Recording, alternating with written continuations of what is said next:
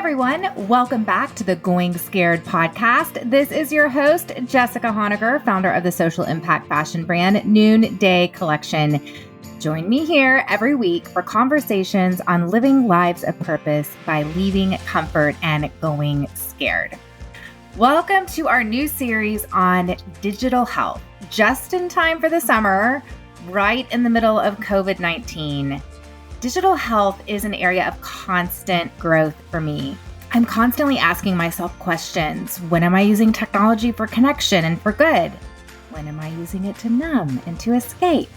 What are healthy tech habits? And how do I teach those habits to my kids? These are the questions that led to this new 4-part series launching today. And to start it all off, I wanted us to hear from a tech insider. Max Stossel is the head of education for the Center for Humane Technology. Okay, that is a kind of fancy term for an organization, but I first learned about the founder of the Center for Humane Technology when I watched a 60 Minutes episode a couple of years ago. It was founded by Tristan Harris when he was a design ethicist at Google, and he observed the large-scale negative impacts of attention-grabbing business models. As a tech insider, both Max and Tristan witness how apps are created to be addictive. These insiders even describe the places where these social apps are created as dopamine labs. They say that the companies that created social media and mobile tech have benefited our lives enormously, but even with the best intentions, they are under intense pressure to compete for attention. And they've created invisible harms for all of us. Some of the harms they described are digital addiction, mental health, constantly facing a battle for our attention, social comparison and bullying, a breakdown of truth, that it's become harder than ever to separate fact from fiction, polarization, that now more than ever there's stronger ideological rifts, which makes compromise and cooperation more difficult. Political manipulation, creating discord through cyber warfare is far more cost-effective than military action. And finally, superficiality, that they've created a social system built on likes and shares, which has prioritized shallowness over depth. I interviewed Max during the first week of shelter in place, where my digital addiction was at an all-time high. And as I began to describe to him my addictive behavior, he began to tell me what was going on behind the scenes, and that actually addiction is the intended outcome of these app builders. So today is going to be a very enlightening conversation for you. You're going to understand why you will say something out loud about a shoe company, and then that shoe company shows up in your Instagram feed. He is going to let you know what's really going on behind all of those little icons on our phones. Give this conversation a listen and then come back next week to learn more what we can do to have healthy digital habits going into our summer.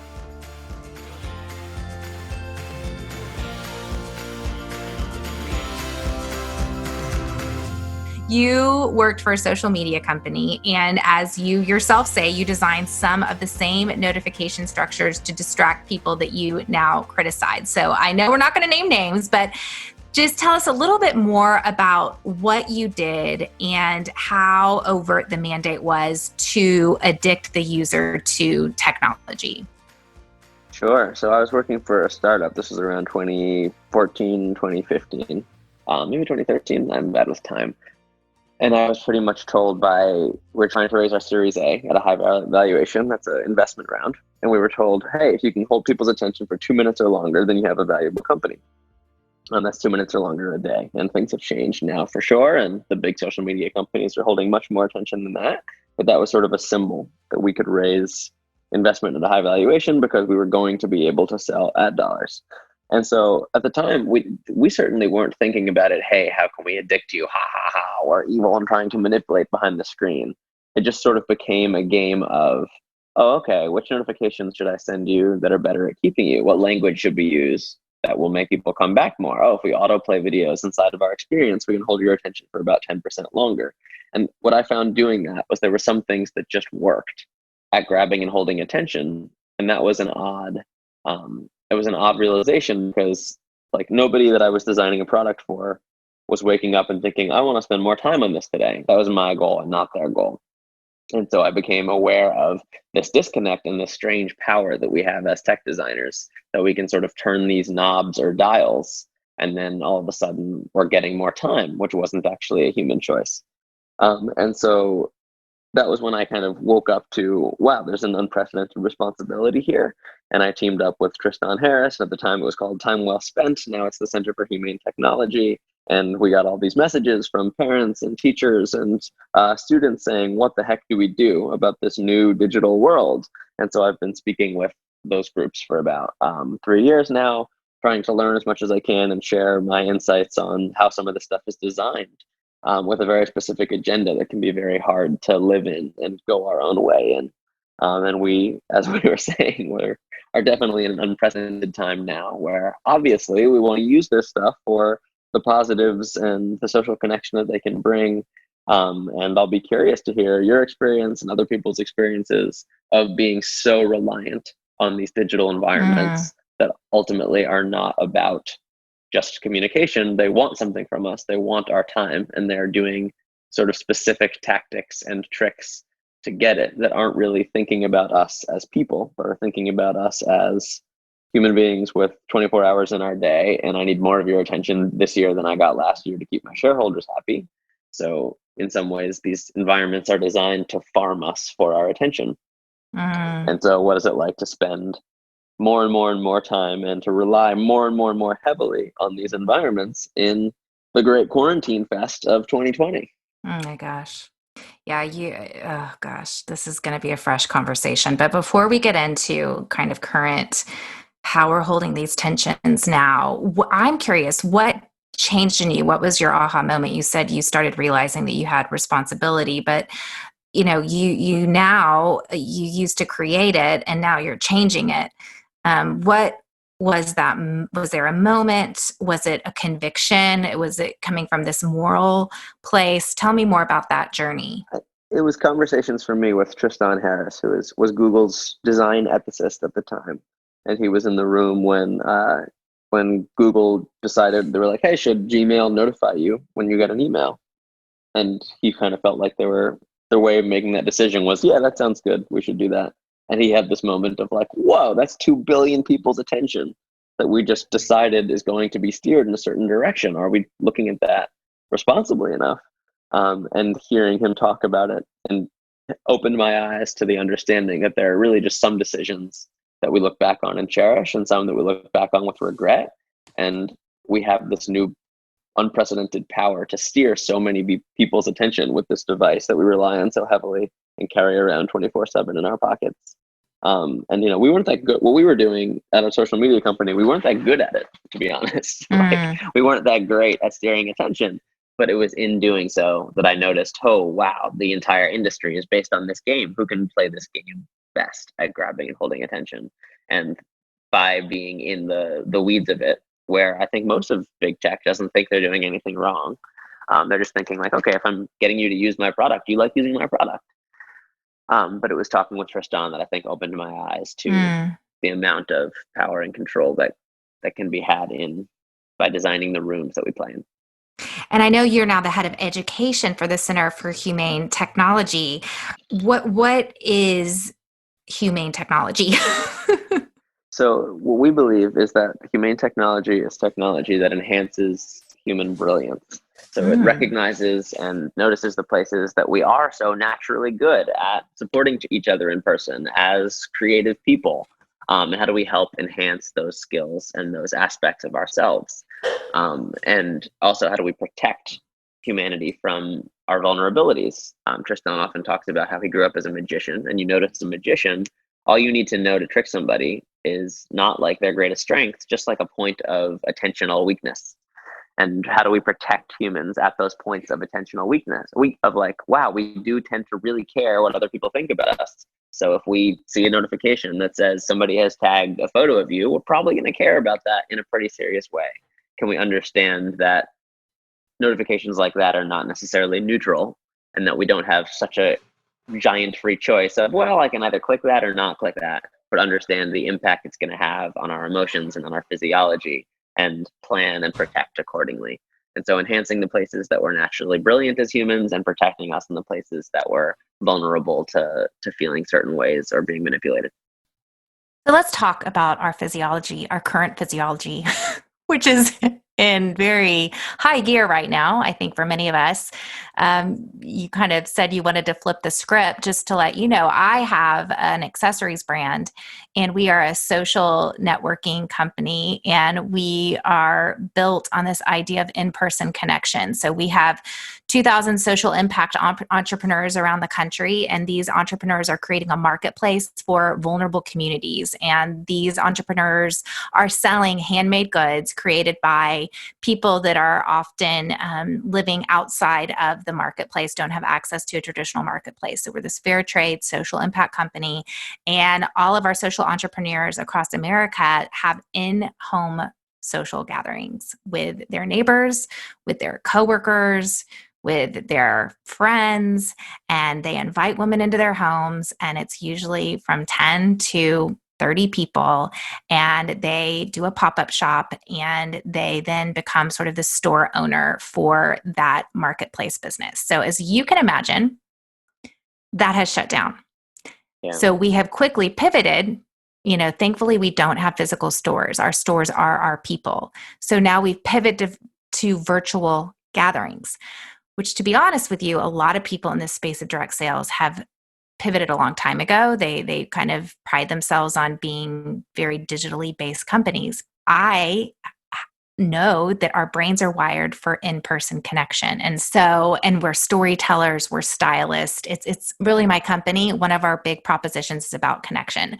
So we've quickly pivoted to virtual gatherings where an ambassador can use, Zoom, Facebook, even texting, in order to still gather people in her community virtually to have a style and storytelling time. And now we're doing a give back to anyone that is impacted by COVID in any way. So that is one side of how now suddenly I am like, wow, thank God for technology. Thank you for the ability to gather virtually. As a human, it's going well, actually. Of course, it's not going to be like what in-person gathering is a much more effective way to connect with people. Also, there's just the buying habits of people are very up in the air right now. But we already have 150 of these virtual gatherings booked in the last 3 days. And so in that respect, people are pivoting quickly. And, as a creative, I do believe constraint breeds creativity. So some of our Noonday Collection ambassadors is what we call them, have never done an online gathering before. Some of them, this is the only way they ran their business. So in that respect, everyone's going to grow through this. I'm also a mom now with 3 kids at home, and my husband is working, and it's like, okay, all right, the conversation I was going to have with you about a little bit Pollyanna. No, it wasn't Pollyanna. It was more like, I really care about people spending less time on technology. And suddenly I myself am on it now. I've spent my entire day sitting in a chair on Zoom calls. Not to mention I am now fully addicted. I don't have notifications turned on, but for sure I've been really checking how many COVID cases are in Austin now. Like, I'm refreshing that button way too much. Yeah. So yeah, what are your thoughts? What do we do? How does it feel to, like, when you hit the refresh and you see that there's a new case? How often would you say you're doing that? Up until me realizing that I've been doing it and it's not helpful. Well, right now it's felt a little relieving just because there aren't. But on the other hand, I'm really good friends with the founder of a COVID-19 in-home test. And she's like, guess what? There's only 140,000 people around the world who've even taken tests, and there are no swabs available. There's only 3 companies that produce these swabs. So there's also this reality that, like, it doesn't even matter. The numbers don't matter because people aren't being tested. So, but I think right now we're all we're grabbing for information because it gives us a sense of control, but then Right. So this is the piece that I think is a perfect example of a human vulnerability. Of it feels like we need to know right now. And with the 24-hour news cycle, even, it feels like there's information. I just need the most up-to-date information. If I have the most up-to-date information, then I can take the best actions, or I can keep my family safe, or I'll have a sense of control. I need to know. I need to know the thing. When I think in reality, whether like at this point especially, like there's a period where learning is really helpful. But at this point we're at now, I see, you're in quarantine, you're staying home with your family. Does your life change by knowing the difference in how many cases there are? And it really doesn't. It really doesn't, right? But there is something in you that like kind of like pulling that slot machine lever that just feels the need to know. It's like it becomes this addiction. And I think this is like one of the challenges in the news cycle with people and in our world today. And one of the places where the technology companies have the most trouble, because the moment something happens, everybody rushes to the internet or rushes to Google, rushes to Twitter, rushes to whatever it might be to find out what's going on.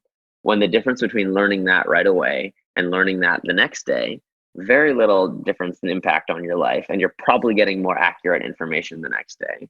And I think it's an important time for all of us to really think about our news diets and be thinking about like, how many times do I actually need to be checking or knowing what's going on to make my life that actually enhances or serves me and my family? Is it once a day? Is it twice a day? Is it once a week? I deleted Twitter from my phone in this and have felt significantly less stressed, and I think probably more or only slightly less informed from that decision. Mm-hmm. And I think it's we have this urge to know. We need to know right now. And I think that's exactly one of the places that we could use some technological help from these products in saying like, okay, let's really be thinking about a person like a compassionate friend would, and think how much or how often do we really need to know this, and can we help steer our decisions towards those type of outcomes? Well, and what's crazy is I wasn't really much of a consumer of news before all of this. I listened to about 10 minutes of NPR on my very short commute home from work. And I would consider myself being probably more technologically conservative. I mean, my daughter didn't get a phone till the 7th grade. My other kids don't even have phones.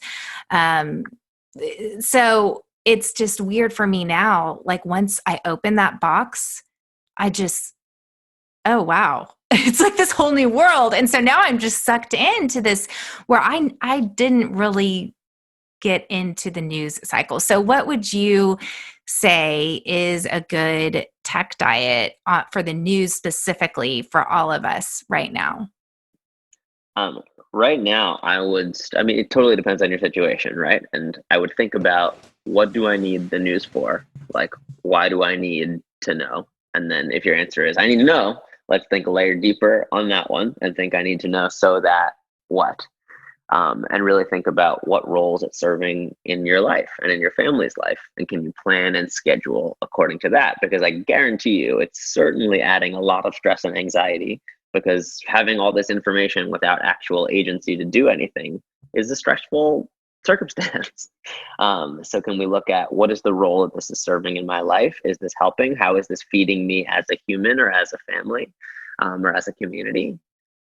And I What think about as a business answer, owner? Because I feel like a lot sure. of the reason I'm really consuming is because we're, I mean, it's very challenging to figure out how to forecast a business in an unprecedented pandemic. Okay. Right. That is So just, then I would invite you to think about, okay, what sort of information would you learn that would really change the outcome of your planning or of your learning? And how often do you need that information? Would having a 10-second advantage in that information make a significant difference? I would think about it like that. Be like, what am I looking for? Because I think it's a really challenging situation to be in, just the constant fire hose of information of, I need to know, because something in here might actually just help and be the right piece of information that I need, that'll make everything clear and concise and better. I don't think that thing is happening or coming, So I think really thinking from a human and planning standpoint of, what am I looking for? What's really going to help me that I found here? When might I find that? How often do I need to check to see if that's there? And I think questions like that take us out of just being in it mindlessly are very helpful in a time like this for me. so tell us some of the things as someone who's been an insider, what is happening behind the scenes that we don't know about? How are these new, I downloaded Medium and I'm suddenly on XM radio. What's happening behind the scenes? It's actually trying to get me hooked. So I would say probably one of the best analogies to think about it is that like every click that you've made, every amount of time that you've hovered over one story versus another, like every share button, every not necessarily text message, but certainly message over Messenger or on apps like that, is being tracked and coded.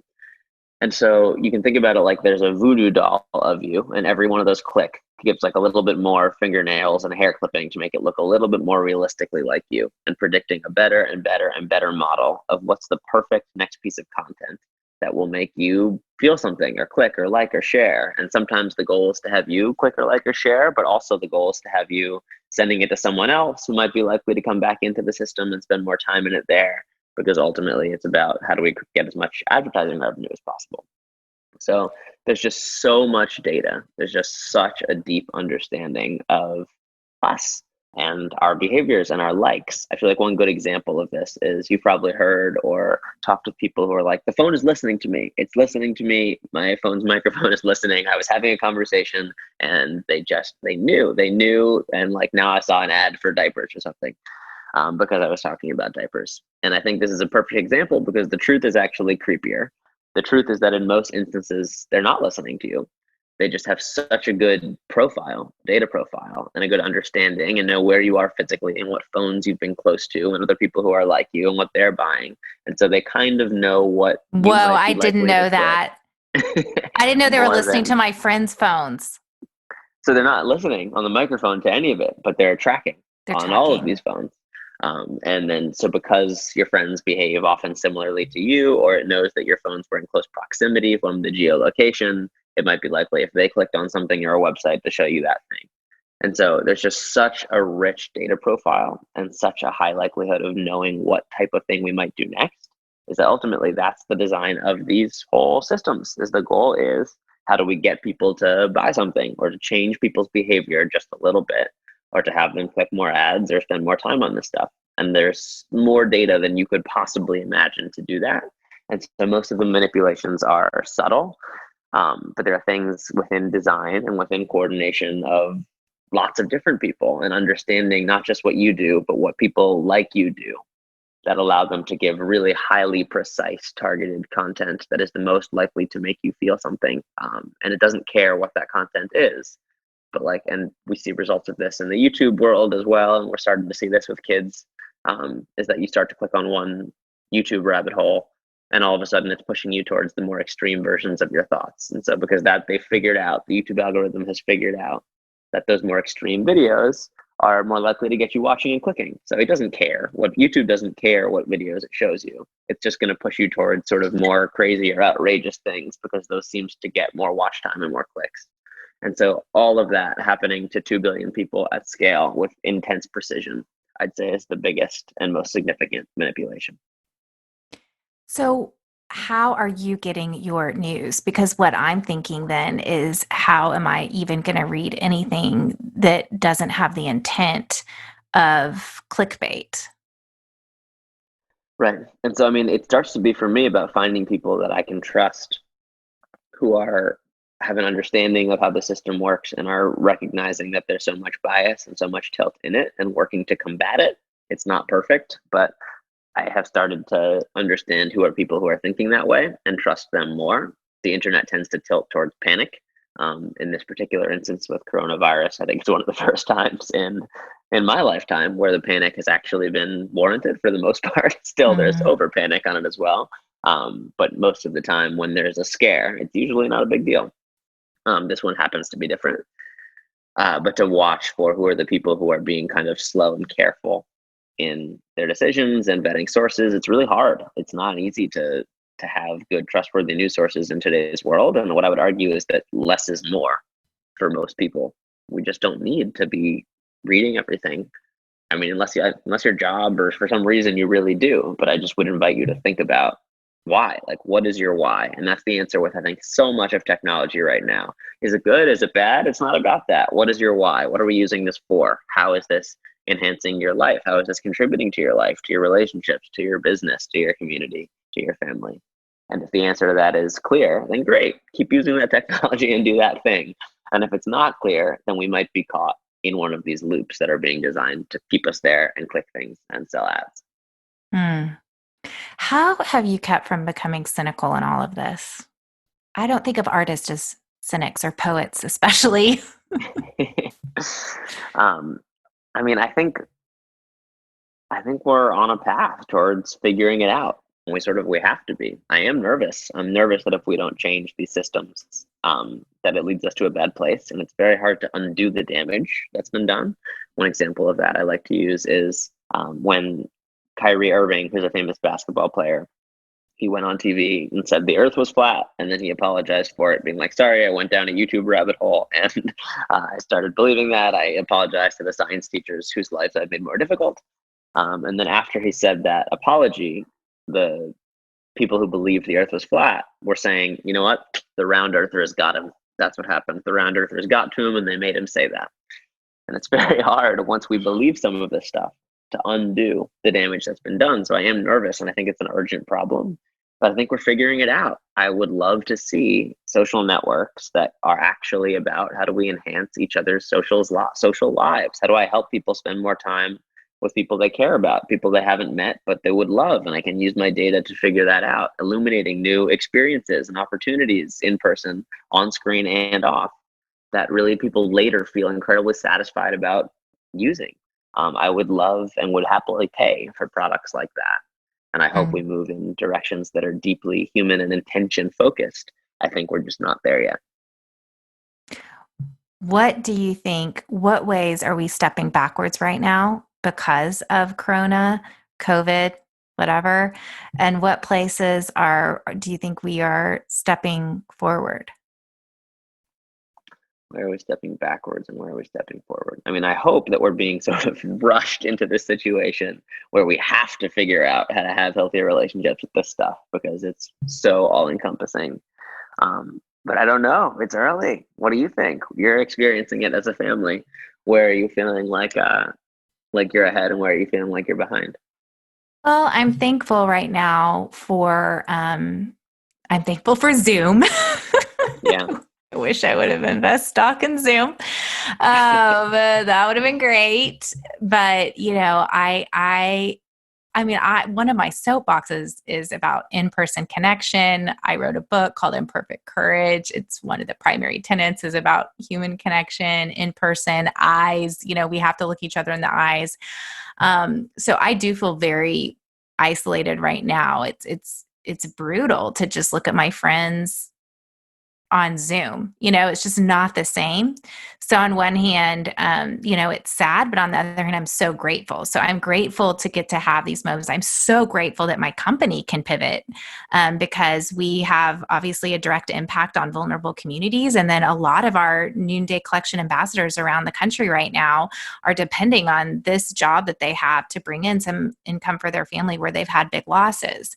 And I'm very thankful for technology. I think my fear is that I still believe in in-person connection, and I don't know how this is going to impact the long-term culture of my company. In the fall, are we all going to be just still scared to even get together? What are sort of the behavioral changes that are going to happen that I don't think are healthy? So are people going to, already there was this sense that people are lonelier than ever, people are more isolated than ever. And are we only going to lean in more to that narrative? Or is there going to be a sense of like, now I really do appreciate in-person gathering, and I want to go to a Noonday Collection trunk show more than ever because I get to get together with my friends. I'm also concerned about kind of insular thinking and this idea, Americans have been, I work with vulnerable communities all of the time, and I don't know, I guess I walk around with this sense of our own vulnerability that I try not to have that me versus them thinking. And so I know though that right now a lot of Americans are like, how could this happen to America? Like, it's America. And so I'm also concerned about compassion fatigue, and are people going to be able to still hold space for what's happening across the globe, or is it going to be this insular thinking? So I'm thinking about that. And then yeah, for my kids, that's probably my biggest concern about how we're going to step backwards. The tech boundaries that we've had as a family are just they're just not going to be as intense as they have been. Although I will say, we as a family, the things that we're doing off technology right now and the conversations we're having, that's where the real joy is. I mean, we're having really deep conversations. Even my daughter just came in to me earlier and said, "Mom, how are you doing?" She's 13, and I just was like, wow, she's seeing me, and we're seeing each other right now in ways. So I'm really thankful for that. That's what I'm very curious about right now is, and I hope one of my frustrations with technology is that I feel like sometimes we pretend it's the same as real life. And great, if it can be a tool to enhance it, how wonderful. But it's so not. It is so different to have these gatherings online as it is to in person. There are just such different features. We don't get the oxytocin from touch, and we don't get the same sort of magic that we're designed as humans to be together. But I am curious in a time like this of what sort of structures or activities around a household are working really well for families, and are creating that kind of on or off screen joy or togetherness. And it sounds like you've had some really powerful moments. Yeah, I would say our family is not my primary concern, just because of habits that we already had previously to this. And it is really kind of societal behavioral changes overall that could impact my business. Like if people suddenly, start choosing virtual connection over in-person connection. I don't know. What are your thoughts on that? Do you think there's going to be this pent up demand for people to want to get together after this? Or do you think there's going to be this like paranoia? We better not get together. Probably a little of both. Yeah. But I definitely think we will get through this and this will pass. And I'm a big believer in person. And I hope it'll be all right. Things that could work online and were made more efficient or better by being online, great. Let's move those and let's have those practices. And let's use this as a time to recognize the places that fall short and what we're lacking, and how do we double down on the real life human elements that we're not getting from tech, because there are plenty. It's a big lens over reality, and it's missing so much. But I think this will pass in terms of your business, and things might be different, and there might be some people for a while who are really afraid of going out. But I also think there will be people who have a newfound joy for connection. I think the more of us that are consuming less news right now, those are the people that are going to be ready to get together in homes. Right. I bet those things are related. I think there's a correlation, and I appreciate our conversation today. And I'm definitely going to watch my consumption. What you pay attention to becomes important. And the more we pay attention to fear, the more fearful we'll become. But the more we can use this time to connect in other ways and do good, the more important that will become. We like to wrap up our podcast by asking how you are going scared right now. This is an appropriate question, perhaps. I speak a lot about fear and like to encourage people that even if you're afraid, you can just go for it anyway. And can you think of anything right now in your life where you're going scared? Well, it's a scary time. What comes to mind for me is that we're, just being in this time right now can feel like going scared, but we're in charge of we're not in charge of what happens. We are in charge of how we react to what happens. And what an opportunity to care for each other, to check in on each other, to to tell that person you've been wanting to tell something to, that you can give your parents or your kids a call that maybe you've been waiting on calling for a while. But I think just taking steps in our daily lives right now can feel like going scared, and it's a scary time. I'm scared for my parents' health. I'm scared for I'm scared for a lot of people who are having real trouble with this right now, but I'm also excited for the change and transformation that will come.